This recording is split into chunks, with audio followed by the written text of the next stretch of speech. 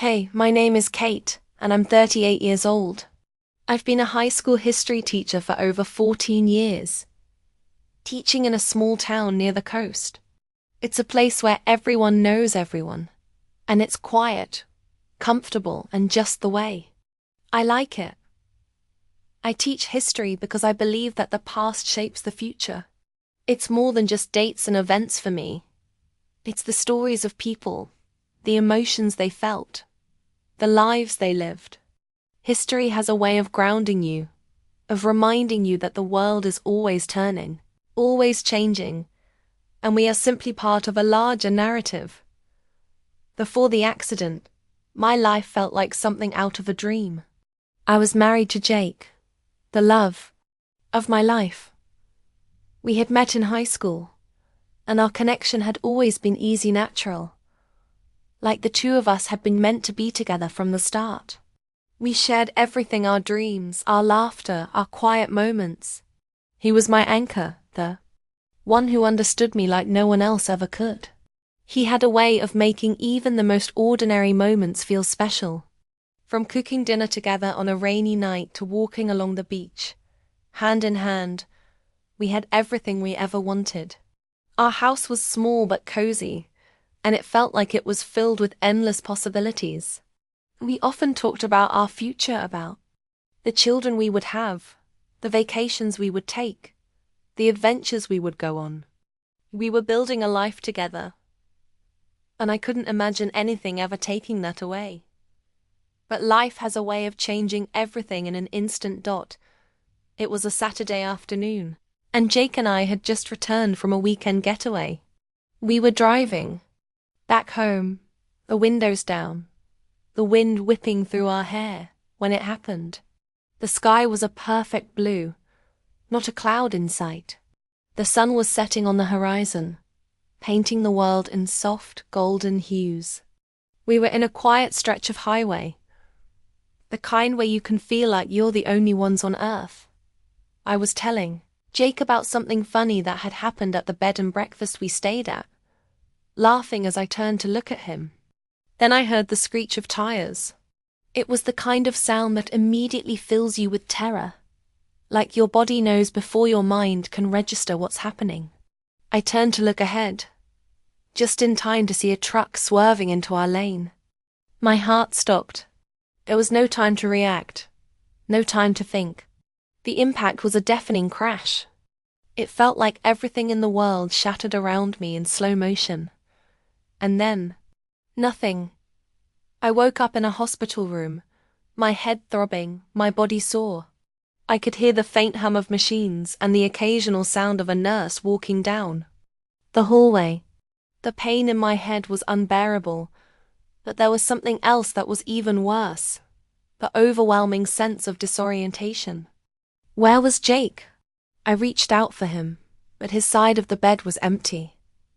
Jake? I whispered, my voice weak.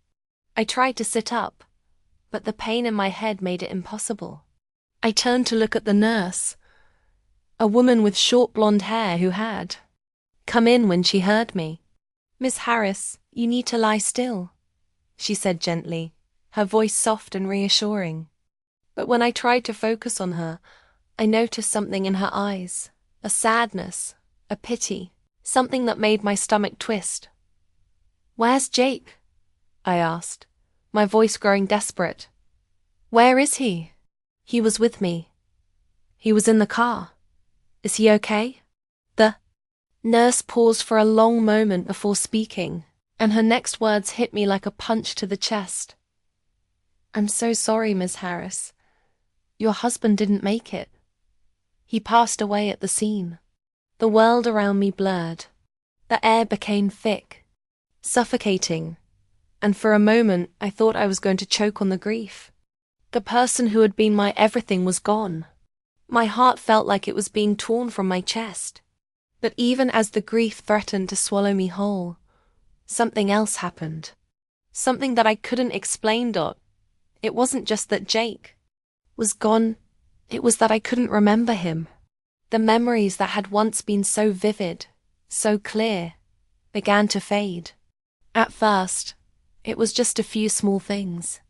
I couldn't remember the exact way he would laugh, the way his eyes would crinkle when he smiled, or the sound of his voice when he said my name. But soon, it was more than that. It was the way he smelled, the feel of his hand in mine, the sound of his footsteps when he walked into a room.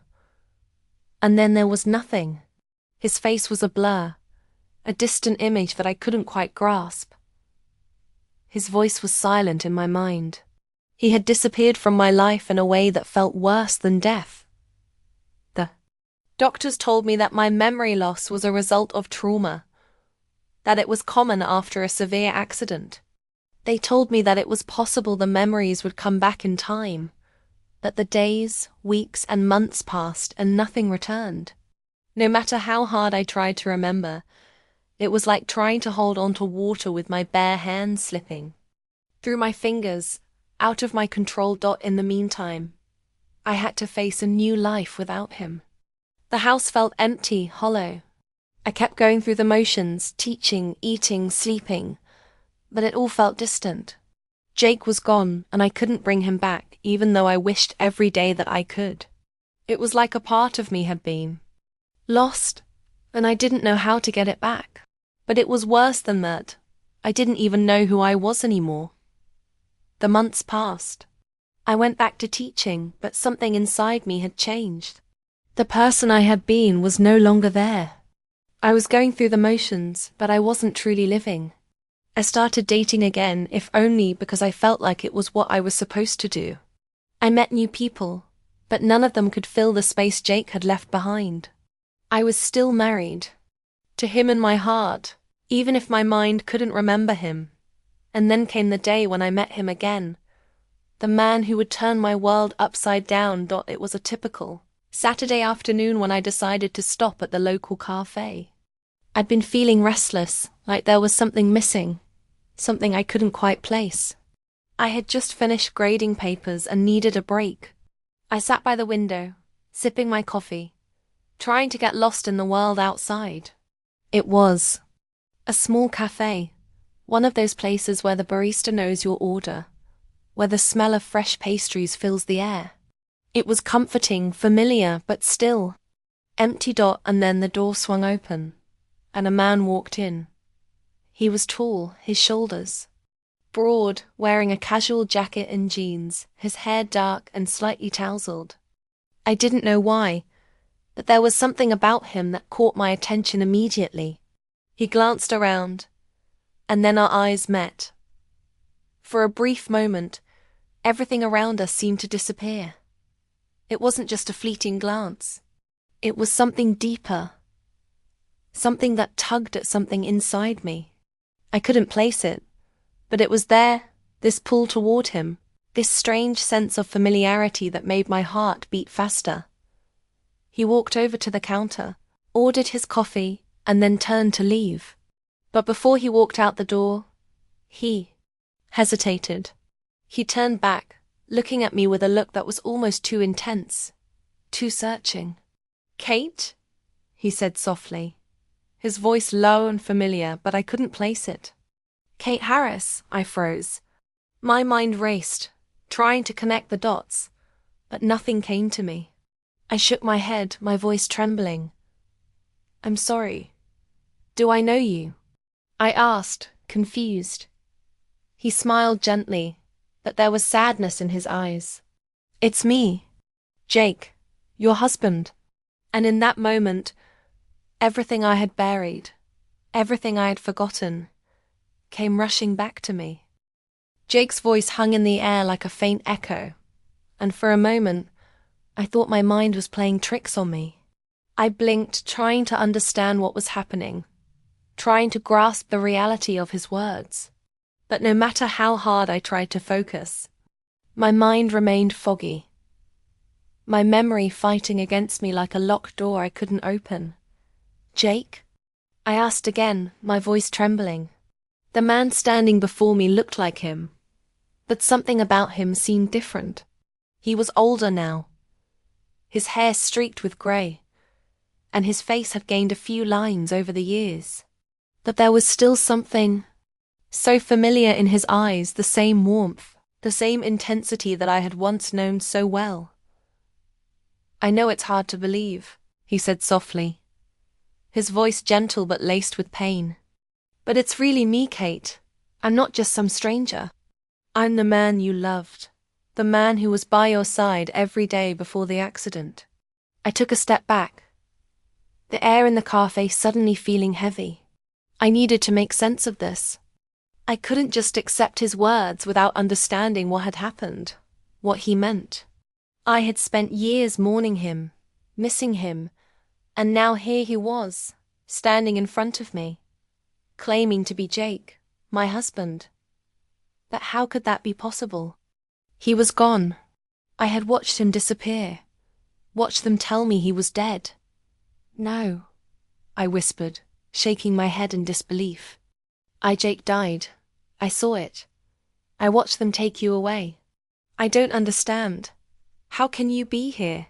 How is this even possible?" Jake closed his eyes for a moment, a painful expression crossing his face.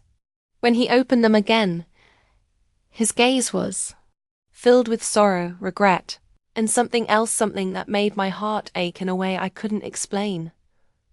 "I didn't die, Kate," he said quietly, his voice steady but tinged with the years of emotion he had carried with him. "I was in a coma for a long time. When I woke up, they told me everything. They said you had lost all your memories of me, that you couldn't remember me. The doctors said it was the trauma, that your mind had shut down from the grief of losing me. They told me you had no recollection of the accident, of the life we had together." I felt a wave of confusion wash over me. How could I have forgotten him?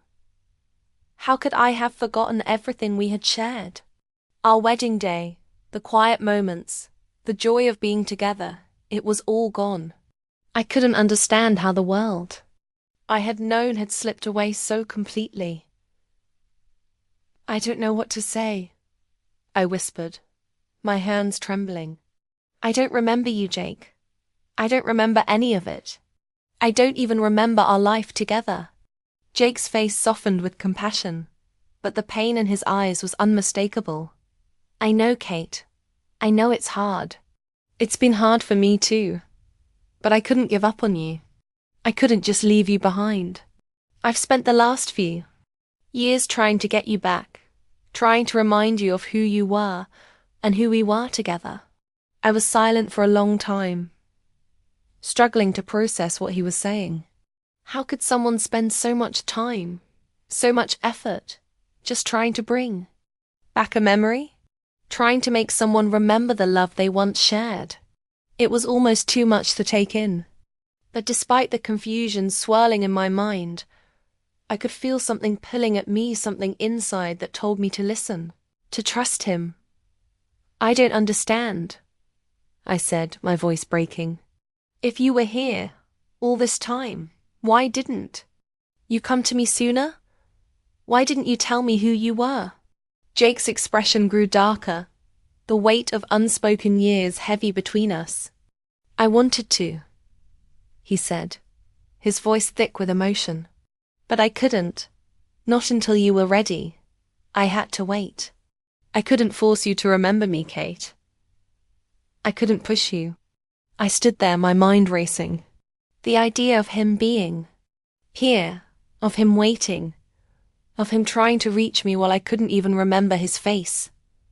It was overwhelming. I felt like I was caught between two worlds. The one where Jake was a ghost, lost to me forever, and the one where he was standing in front of me, asking me to remember him. "You've been following me?" I asked quietly, the realization settling in. "All this time, you've been watching me?" Jake nodded, a sad smile crossing his lips. "I never stopped loving you, Kate. I couldn't let you go. I watched you from a distance, hoping that one day you'd remember. I didn't know how else to help you. I thought maybe if I gave you time, maybe if I did things to remind you of us, something would click. But I never pushed. I knew I couldn't push. I felt a lump form in my throat, as I thought about everything he had done for me. He had watched me live my life, go through the motions of a world without him, and never once stopped hoping that I would come back to him. The thought of it broke something inside me. How could I have forgotten him? How could I have let go of the person who had meant everything to me? I don't know if I can do this, I said softly, my voice trembling with uncertainty. I don't know if I can remember. I don't know if I can bring you back, Jake. What if it's too late? Jake reached out to gently take my hand, his touch warm and comforting. It's not too late, he said quietly, his eyes filled with unwavering conviction. I've been patient for years, Kate. I'll wait as long as it takes. I'm not going anywhere. His words, filled with such sincerity, stirred something deep inside me. Maybe I couldn't remember him now. Maybe the memories were still lost in the fog of my mind. That Jake was here. And he wasn't giving up. He was offering me a chance to remember, to find the pieces of myself that I had forgotten, to find us again. I don't know where to start, I said, my voice small. Everything feels so broken. How do I even begin to remember? Jake's smile was soft, gentle. We'll start slow. One memory at a time. I'll be here. I'll always be here. And when you're ready, when you remember, we'll rebuild everything together. I'm not asking you to rush, Kate. I'm asking you to trust me. I swallowed hard, my emotions swirling inside me. It felt impossible, like trying to catch the wind, but there was a small, fragile hope that flickered inside me. Maybe this was the beginning. Maybe, after all this time, Jake had found a way to bring me back. For the first time in years, I felt the possibility of something more.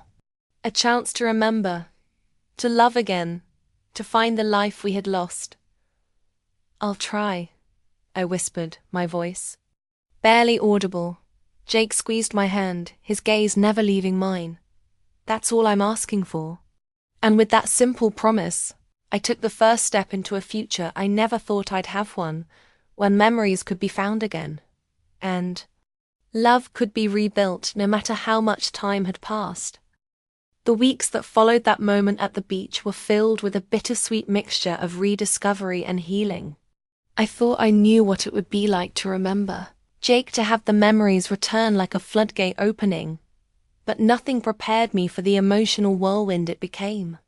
Every memory I reclaimed felt like finding a missing piece of myself, a piece I hadn't realized was gone until it came rushing back. But with each new piece, there was also the weight of everything that had been lost, the time, the years without him, the love that had slipped through my fingers like water. Jake was patient with me. He never rushed me to remember more than I was ready for. He simply held my hand, guided me gently through the memories, letting me rediscover the parts of myself I had buried in the wake of the accident. Slowly, I began to see that this wasn't about returning to the past. It was about building something new from the foundation of what we had once shared. We were learning to love each other again, not as the people we had been, but as the people we were now. One evening, after a long day of walking through the city and talking about our past, we sat on a park bench, the sky above us bathed in the soft light of the setting sun.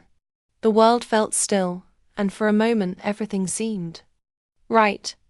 It felt like we were living in a moment that had been suspended in time, a moment that had been waiting for us to return to it. I can't believe it's taken us this long, I said softly, my fingers tracing the lines of Jake's hand. All this time, and we've barely begun to rebuild what we had. Jake looked at me with a tenderness that made my heart ache. It's not about how long it's taken, Kate. It's about where we are now. We've found each other again. That's what matters. I nodded, the truth of his words sinking in deeper than I had expected. It wasn't about fixing everything that had gone wrong or undoing the years of separation. It was about recognizing the love that had always been there, even when I couldn't remember it. And it was about the fact that Jake hadn't given up on me, even when I had forgotten him completely. I was so afraid, I admitted, my voice cracking slightly. I was afraid that if I let myself remember, it would all fall apart again. That I would lose you once more. Jake squeezed my hand tighter, pulling me closer as if to reassure me. I won't let you go again, Kate. I won't let go of the love we have, not after everything we've been through. I looked at him, really looked at him, and for the first time since I had regained my memories, I realized something I hadn't fully understood before. We weren't the same people we had been before the accident. We had both changed, both grown, and our love had evolved along with us. But it was still there, stronger than I had ever known it to be. As the evening stretched on, we sat there in silence, content to just be with each other. The world around us continued to spin, but in that moment, it felt like time had stopped, as if the universe had conspired to give us this second chance. And though I couldn't change the past, I could shape the future we would have together. Next few days were filled with small, quiet moments that began to heal the final scars in my heart. Jake and I spent more time together: dinners, walks, talks, and shared laughter. We visited places we had once loved, like the cafe we used to frequent and the small town square where we had shared countless afternoons. Every place we visited became a symbol of our shared past, a past that was no longer lost to me. I didn't just remember the good moments. I also remembered the struggles, the disagreements, and the times when we had faltered. But even in those moments, I could feel how much we had always cared for each other. I began to realize that those imperfections in our love were what had made it real. We weren't perfect, but we were right for each other. And despite everything that had happened, despite the years we had lost, we were still the same people, still capable of the kind of love that could weather any storm. Then, on a warm Saturday afternoon, Jake and I sat together on the couch in my apartment, a place I had tried so hard to make my own after the accident. The apartment had felt empty before, as if I was just going through the motions of living. But now, with Jake beside me, it felt like a home again.